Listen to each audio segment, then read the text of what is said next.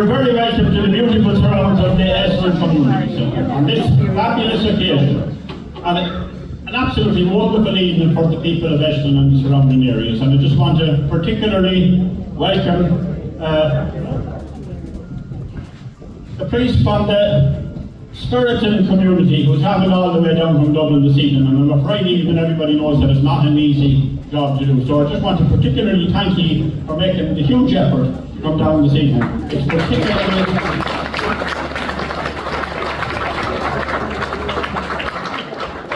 particularly appreciated by us all. I also want to welcome Father Kilcrann Flynn. He is, Father Kilcrann, you're very welcome. Lovely to have you back here again. You were back here on one of the last big occasions we had at the Mass for the opening of the pitch, and too often we don't have enough big occasions in Eslin anymore, but this is a wonderful gathering of people and I'm delighted to see so many. I also want to welcome our parish priest and thank him for all his assistance and help and the use of the church, and Father Nigel Charles, your welcome. And we also have, behind me here, we have Father Ian Kelly, who will be introducing after a while. Everybody will know Father Ian Kelly is just down from between Keshparrigan and Kilcrann. Came from a huge, strong farming background. Wonderful footballer, one of Leitrim's greatest. Absolutely feared on the football field. But anyway, he will tell you all that later on himself. But I want to thank you, and I want to also thank and welcome Sister Nora and all the members of our choir who came out to help us this evening.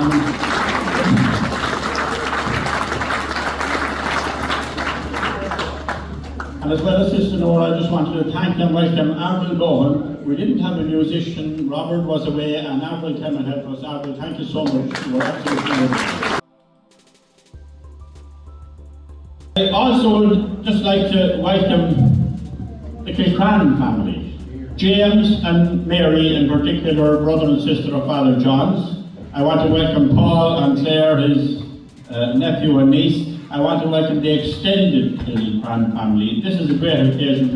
This is something that doesn't happen to very many families, and I know that Father John was taken away from me far too young, but that's something that happens. But anyway, I just want to welcome and say well done to the Kilcrann family, and particularly to Paul, but all you know on this group.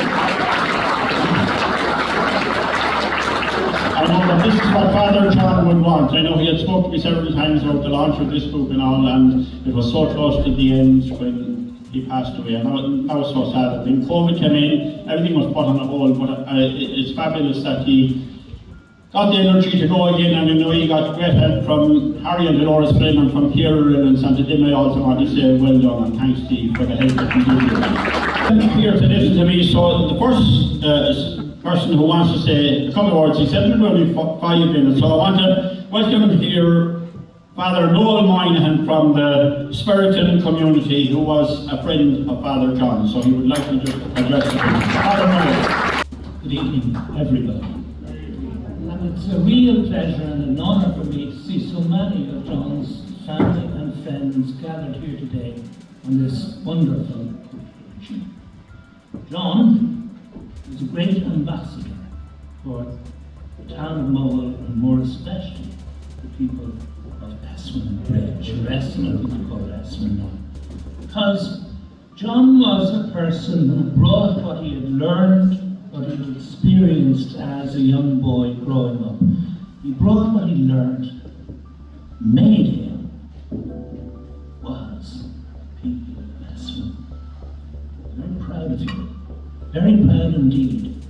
But he knew what Father Nigel had referred to earlier on at Mass, those of us who were fortunate to hear him, know that he said that all human beings are related by belonging to the same story, a story that involves us in the struggle for recognition of our worth as human beings.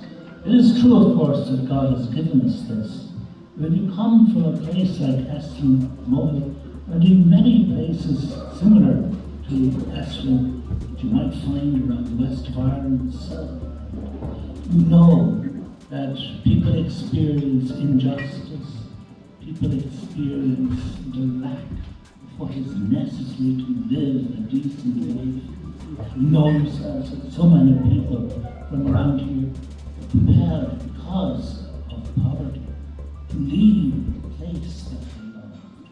But with them they brought what they had learned and what they had experienced here in Eslin. And I knew John as a student. I recognized in him always the deep pride that he had in his own people.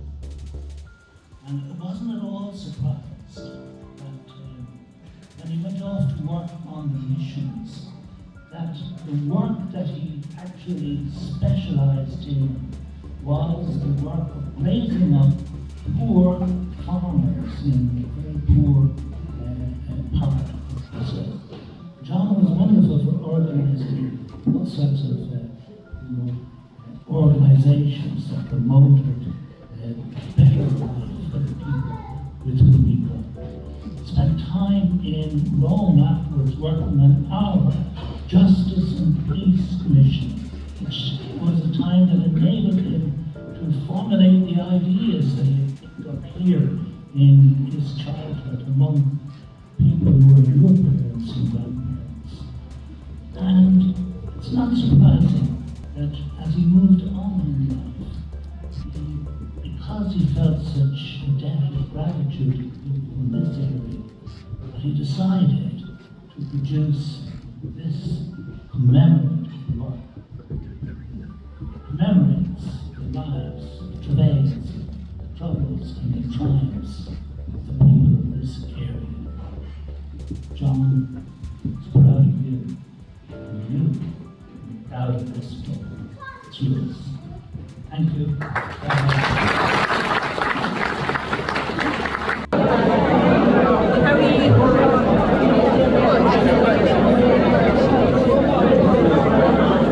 And now I will call on Father Ian Kelly, who knows what it's like to grow up in a rural, isolated Kilcrann community. I knew Father Ian for many years now. And I just want to say about Father John Kilcrann. I remember when he was ordained, and I remember the sheer excitement and the joy of people, and I only think of my own mother and father, the Lord conversion. How good the felt for the people when that used to happen. And I know a lot of the young people will never see that anymore, but I remember when an ordination took place, the sheer joy. I remember when he came back from his missionary work and saying the Mass in the summertime or whatever, and as a young fella serving the Mass. Those were wonderful occasions when everybody, Father Kilcrann Flynn was the same. I remember him, Father Jim McNulty. It was a wonderful time in a rural community when those priests came back from the missions and said Mass here and worked among us. So it's just, tonight is a kind of an emotional night, I know, for a lot of people, because it brings back so much memories to a place here like Eslin and all the good people that have gone, and we can never forget those. So now I'll hand you over to Father Liam, who is going to do the necessary, however you launch your book, I'm not sure, but I launched it. Thanks, Enda, for those words. As Enda mentioned, we go back a long way. Some of our encounters, I prefer not to remember them, but we're mostly on the football field. But anyway, it's great to be able to be here. And I was just looking, coming in at the photographs of the various Eslin teams, and it brought back many memories. Just share one memory with you, and it was in September, beginning of September 1971.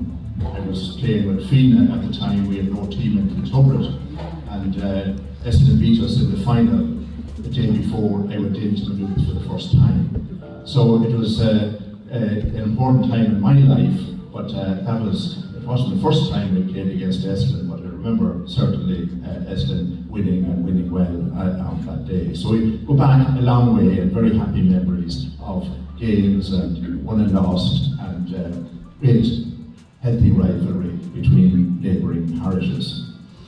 Just to say that it's a privilege for me to be here tonight to launch the late Father John Kilcrann's History of Eslin, a book called Eslin 1820 to 1920, Challenges and Changes. Father John, who sadly passed away at the relatively young age of 71 in June 2019, was a gifted man. A man who lived an extraordinary life, working for the poor and downtrodden in Brazil, as Father Noel mentioned earlier. He also worked in the United States, in Rome, and more recently in Dublin. And even though Father John spent most of his priestly life outside of Ireland, he never lost touch with his native place here in Eslin in County Leitrim. Father John was an intelligent man with a great love of history, and as this book shows, he had a special love and a great knowledge of the history of his native place. And having read the book, and I recommend all of you to do that, having read it, it becomes obvious that it was a labour of love for him. And that by researching and writing the history of his native place, it was his way of keeping in touch with the place of his birth, a place that he loved so much. Reading the history, which covers a 100-year period from 1820 to 1920, reading it, I suppose a few things become clear from that reading. First is, I think it's something we should never forget, that the ancestors who lived in this place, that they lived their lives in a time of great poverty. That's the first thing. Second thing I suppose to say is that they were victims of a very unjust system of landlord and tenant.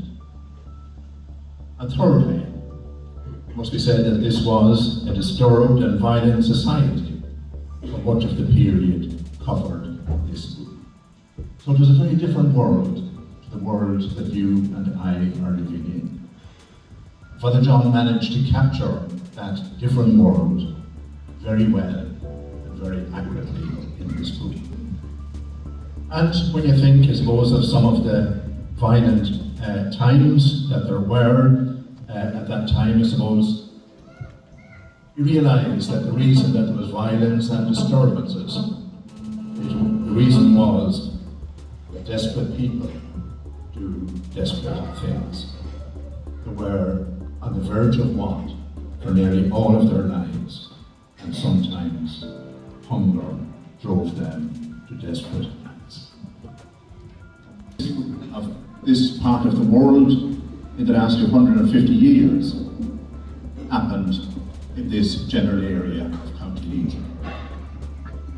Back in the 1795, a secret society called the Defenders were very well organised in this part of Ireland. And on the 23rd of April in 1795, the townland of Drumcollop, just the far side of Funchal Crossroads, in the parish of Fina, the Defenders attacked 11 revenue policemen and killed all of them. It was the single most deadly rate of death that they experienced during that whole Defender rebellion in the 1790s. And the revenue policemen were armed policemen, and their job was to close the punching stills that were almost everywhere around the county and elsewhere. But very often they were corrupt and were extorting money from locals and then allowing them to continue with their punching stills. What triggered it was a man called John Muldoon from the townland of Scardon, just in Kilcrann parish there, not far down from Funchal. The revenue policemen were hassling him. His dog started barking at them. He shot the dog, and some of the accounts say that they shot John Muldoon as well. So a large crowd gathered around them, chased the revenue policemen to a house belonging to Murphy's in Drumcollop. When they were inside there, set the house on fire and killed each one of them as they came out. So it was a dramatic time and a violent time. And it wasn't until the next day that the Derry militia managed to go to Drumcolin to recover the bodies. And they brought them back through this way over to Drumsna, having to fight a rearguard action all of the way. And then, when they got as far as Drumsna, they held the battlements on the bridge and fought off the defenders for several hours. And it wasn't until a detachment of military arrived from Granard that the defenders gathered. They reckon that there were probably between 50 and 100 defenders killed in that battle alone on that day. So this is the most violent period of all of our recent history, or the last 250 years. And I say it happened in this general area. Exactly 60 years later, in the 29th of May, 1845, there was another secret society. They were called Ribbonmen. And again, they were desperate and hungry, and they attacked the police barracks here in Eslin. And when they did, nobody was killed on that occasion, but when they attacked it, some of the crowd could be heard shouting, "Come on, boys, we'll make another Drumcolin of it." So they had that memory of what had happened 60 years earlier, what had happened at Drumcolin, and they knew that there were some similarities between the two events. So that'll give you some insight, I suppose, into the sort of violence that was there. But we need to understand why people were violent and doing desperate things. And the first thing we have to say is that people lived in desperate conditions, hard to imagine in this day and age, when we live in modern, comfortable houses with all sorts of mod cons. It was a very different world then. The majority of people lived in one-roomed, thatched wood cabins, and the conditions were desperate. Not just the people, sometimes large families living in that one room, but also it housed animals at night time and in the winter, all in the one room. Dr. John Dukes was a medical doctor in Mohill, and he reported in 1844 to a Devon Commission describing the houses that he visited, and he visited houses in Eslin and right around as well as in Mohill. I'll just read a short bit of what he said. He's talking to the people of this area. "They are lying naked and in such a state that it could hardly be believed. They have no bedstead. They are lying in a small quantity of straw, sometimes rushes. They have no covering over them, or maybe one blanket among 6. They generally have one bed for the old couple, and the rest of the family generally lie on the ground. It's lamentable to see their state." So there were the conditions that our ancestors were living in back in the 1840s, just a few years before the Great Famine. Dr. John Dukes also talked about the food that people had to eat. Again, about this area, he said, "It's never better than potatoes and milk in summer, and in winter they don't have the milk. Sometimes they get herrings or stirabout, but lately they haven't been able to get even that." So that was the conditions that were there leading up to the Great Famine. And the famine, I suppose we see pictures of it, in the third world now of people starving. But that affected this part of the world in the second half of the 1840s. And there's one very moving piece in Father John's book there, because quite a bit on the famine there. But he talks about a McGarty girl from the townland of Kilcrann, a lovely young woman who died along the road, and her body lay in a ditch. And a song was written about it in the 1860s, and I'll just read one verse from it.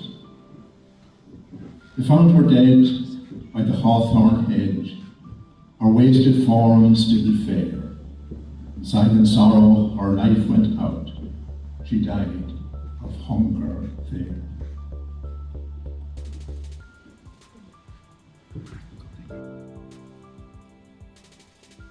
Emotional, I suppose, when we look at history in the local area and can bring it down to individuals and to local places.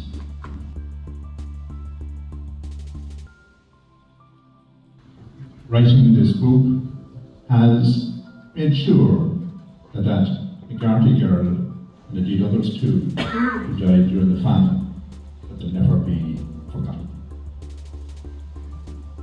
I was thinking when Father Noel was talking there as well, that Father John devoted his life to caring for the poor and the downtrodden in Brazil. And it's very clear from reading this history that he had the same empathy and compassion for the impoverished, downtrodden people of his native place, people who had lived here in Eslin in generations past. And that is why this is a great book, that he somehow, the same instinct of compassion and empathy and care for the downtrodden, he brought that to the people of Brazil, but he also had it to the people of his native place. There's so much in the book, as I don't want to go on, but there's so much in it, and there's some great stuff and important stuff about the cultural life of the parish, particularly about the great tradition of GAA here in Eslin. He makes the point that the Eslin Sarsvilles played Mogul for the ballads on the 2nd of February 1889, the first game in this part of the county that was played under GAA rules. It didn't matter if the score was 0-0 on both sides, that didn't matter. What mattered was that they had played the match and started the tradition of playing Gaelic games here. But there were champions in 1891, and in 1916, and 1917. There's a wonderful photograph in the book of the 1916 team. Very few clubs have that good photograph of a team from over 100 years ago. So there's a great tradition of football here in the parish, and my hope is that that tradition will continue. I know that it is a challenging time for many rural clubs, but I think it's up to people of Eslin to make sure that that wonderful tradition continues and brings joy to future generations, just as it has done in the past. But also some information in the book about the brass and reed band, which was here in Eslin in the early 1900s. And again, there's a wonderful photograph of the band with their banner in the book. And again, there was a poem written about an AOH parade in Mogul on St. Patrick's Day in 1909. And one of the verses praises the Eslin brass and reed band. Just read a short verse. The wear is blended sight. With band and banner they moved along, with Aaron's cause to write. So again, a great tradition there of cultural activity in the community.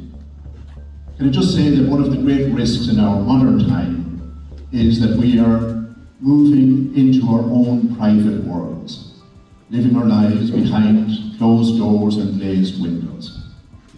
And we don't gather. The gatherings like this have enough.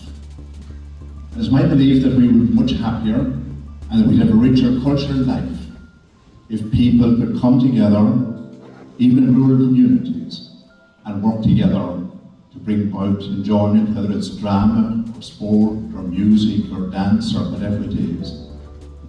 The secret of a happy life is to come together in community, in church, and in hall, and on the football field, and to achieve things together as a community. There's a ribbon.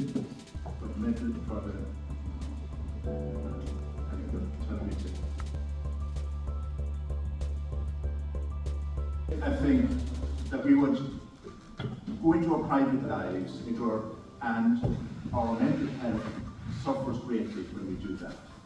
We found out that during the pandemic, and we need each other far more than we realise.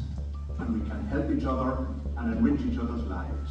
But it does mean that a younger generation needs to step forward and become leaders in a community and help all the various organisations to survive and thrive.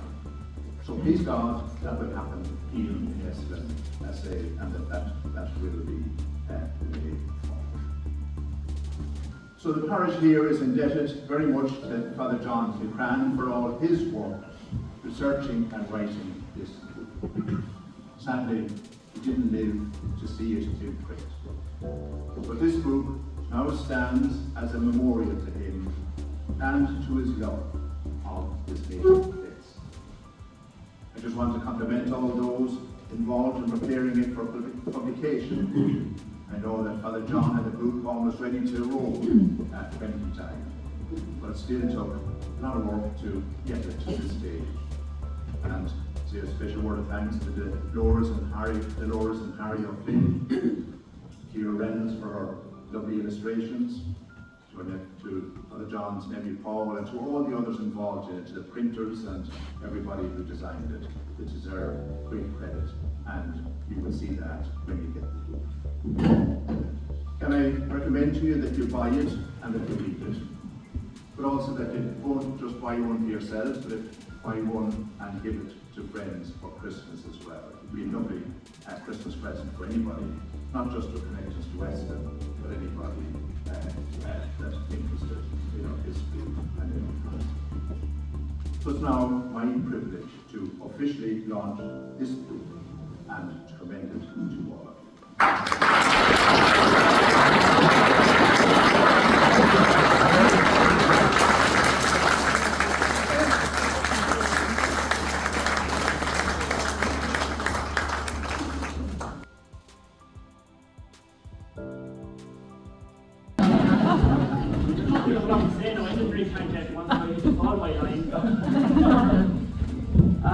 First of all, I'd like to thank Father Neil for launching the book here tonight. Really appreciate it, family.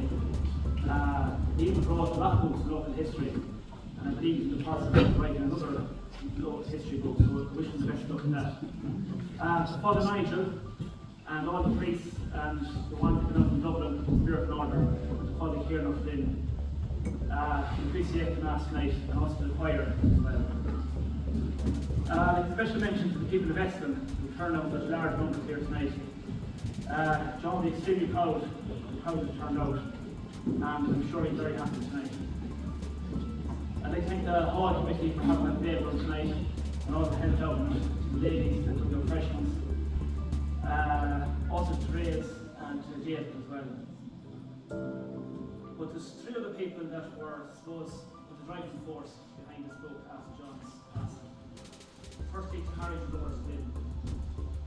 They really took it after John died in 2019. And I suppose it was February 20 we looked at the age of school and things over him, kicking down the road for 2.5 years. So we met Harry on a couple of occasions and spoke about it and put it on the finger, and eventually we got one on it. We had several meetings on it and we got it. So Harry and Dolores were all the proof for him on it. Lots of photos and many other jobs had been done in the period. So also Kira Reynolds. Kira is extremely talented at what she does. And you see from illustration in the books there, it's absolutely fantastic. She took on a lot of jobs, printers, I suppose from Home or from Stand was going on. So let's say a special thank you to Kira and Harry and Dolores. So I think you deserve a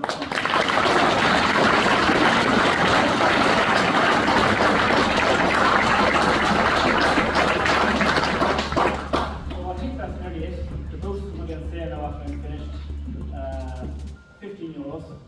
Not bad price, I think. So, I'm sure I'll buy one. And any profits from the book will go back to the local area. So before we go down, I want to make a small presentation, carry the doors and Kilcrann.